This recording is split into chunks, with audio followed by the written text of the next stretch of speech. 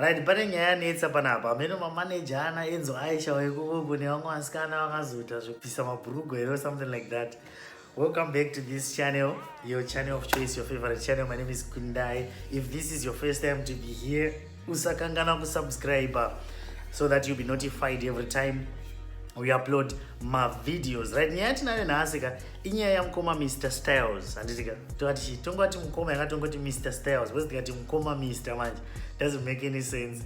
Alright, so nyaya yakaitika ndikudai so pane musi wakaita madhizi akabuda song yaEnzo Aisha yekuti waibata nami ndionere iyo weziya song iya yabuda song iyoyo ka vanhu vakatanga kuitwa yenzi ndionereiwo challenge kana kuti waibata challenge, I don't know, something like that.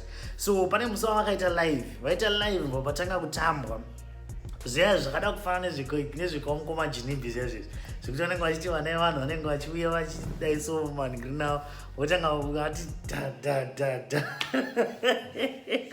vachiziva saka papa pakatonzizva anenge awina tiri kumupa mari just like zvinoita vakamukoma jinimbi. I don't know kuti vangada kutiedzera here kana kuti vakadada sei kana kuti it's a way of promoting my songs.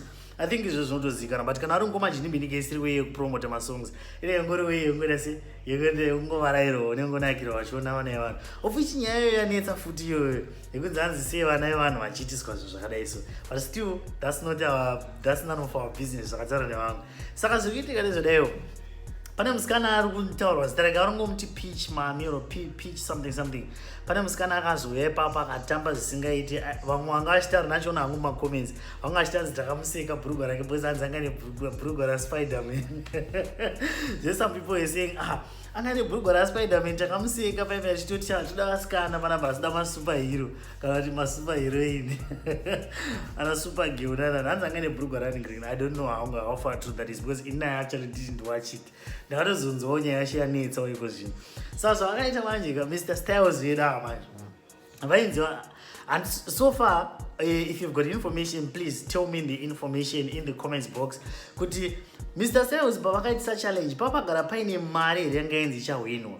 Handisika, please tell me that one because ndazotanga kubata nyaya yacho but ndatira kutsvaga kuti Mr. Styles vanga vakatotaura here kuti vakomana toda kupai mari yakati. Handisika, so ndechekutanga ndo question number 1.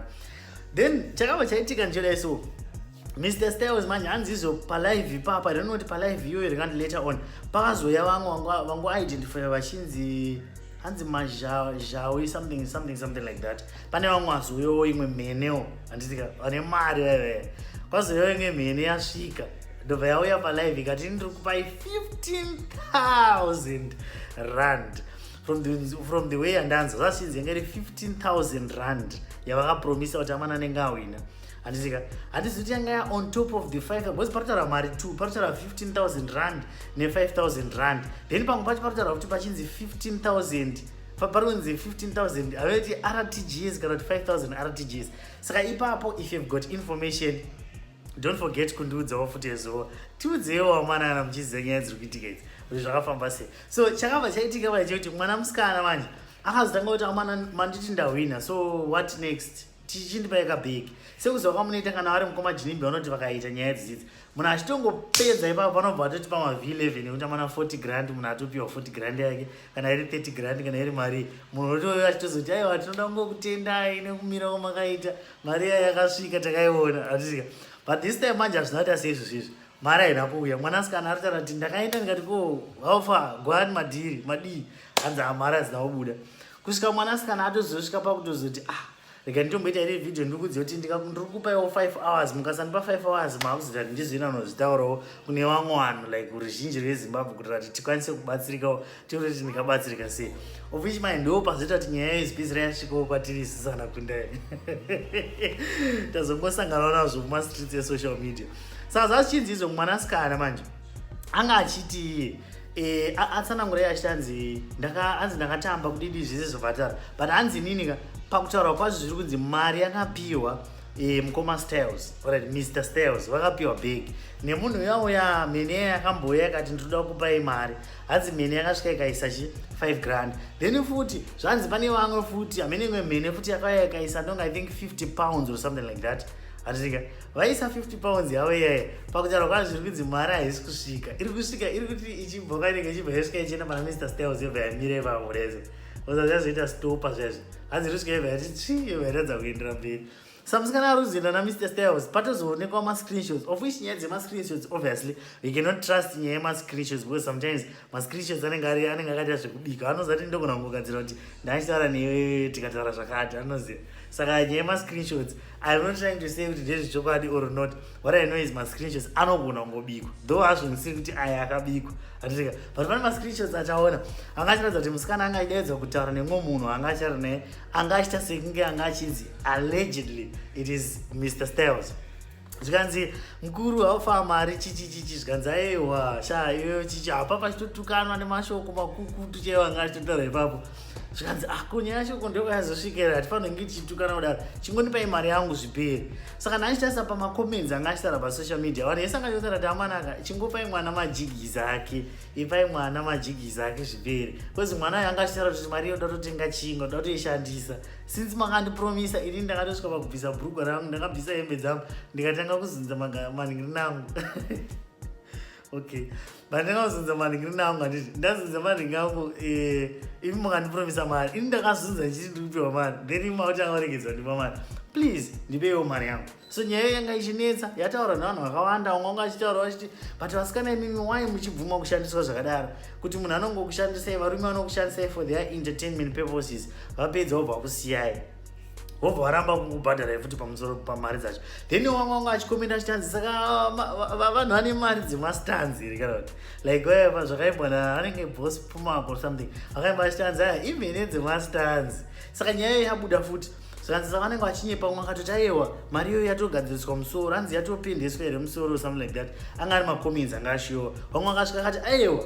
munhu anonzi Mr Styles uyu ane mari muda kutaura kuti ujairira but vamwe vanga achizobvunza achiti koiwe unotaura kuti Mr Styles ane mari ko wanga wachidii kungo warudi kungomupa kana iri 5,000 kana iri 5,000 naira TGS 5,000 naira TGS is maybe around 100 and something dollars and why can't he just give it because $100 I think is around 3 or 4,000 dollars 3 point something to 4,000 something dollars why can't he just do that alright can I even give 4,000 rand 4,000 rand 5,000 rand 5,000 rand as of equals I think it's around 200 and something dollars right so pamachinzi naye Mr Styles kana muchinzi mune mari yatinonzwa kunzi munaye mungatara kuti mungarwadza ne3 wire imi makatopromisa munhu ende zvinhu zvazvo zvakaitikira paprofile yenyu bozi achinzi iwo pamwe wanga vasirimowo mudhiri macho bozi according to iwo wacho Mr Styles wazotara akati hanzi aiwa mari ndakatotumirwa zvechokwadi but ndakaidzorera kwayanga yauya navo hatiti ende nyaya yedu yanga ichinetsa hanzi mari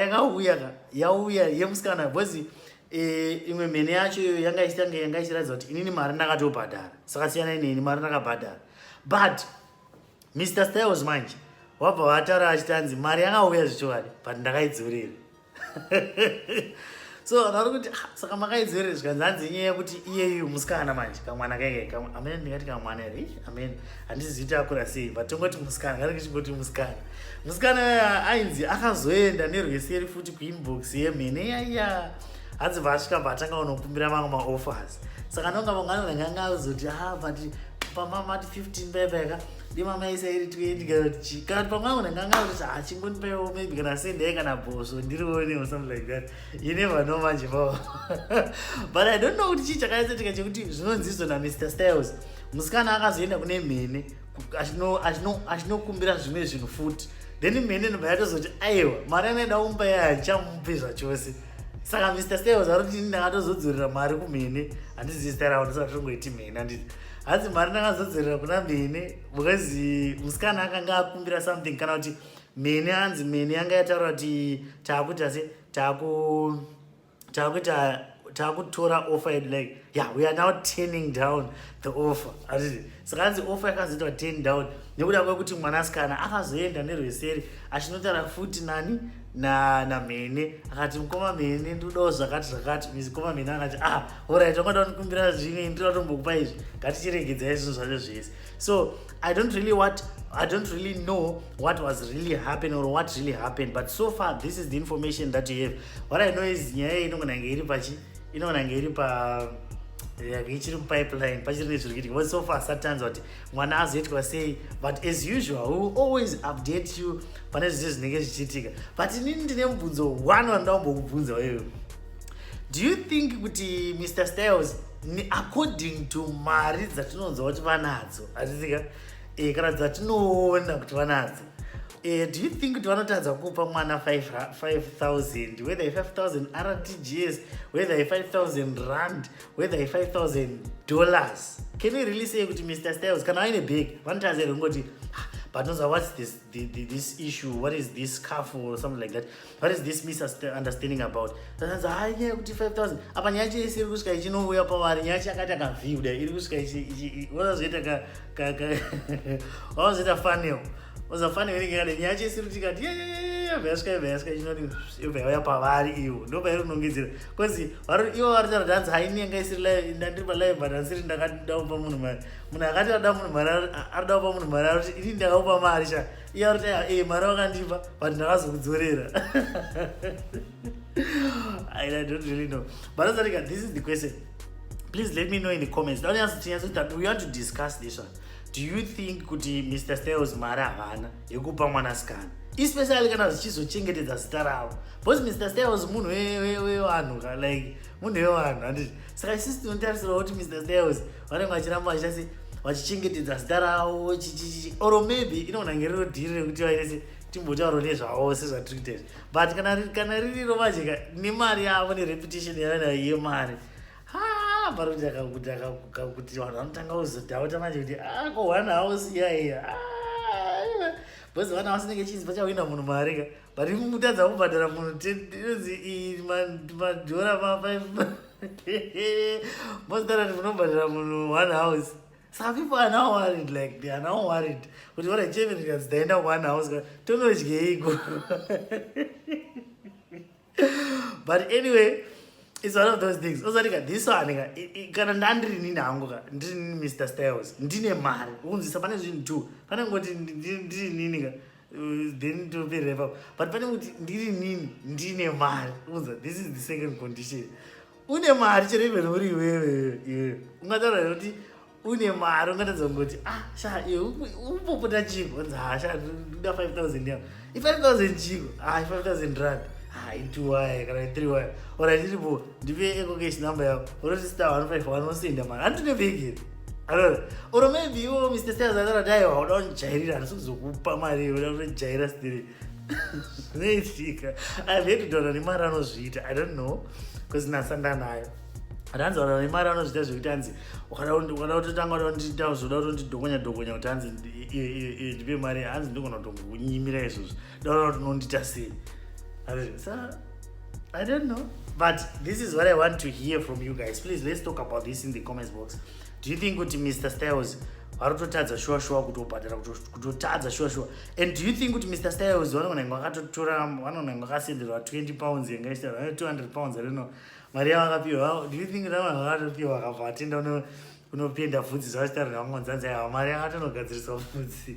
But guys, Zimbabweans, let's not do this and let's enjoy life and get support. Mr. Styles has always been doing and has been working very hard. I don't know, like to help other Zimbabwean artists and other artists as well. But we're gonna cheer. I want to see you guys in the comments box. Tell me what you think about this one. And as usual, I'm gonna see you in the next. Good. There's another video that's coming. Just check out the video. You will see it. Mr. Styles. I will see you in the next video.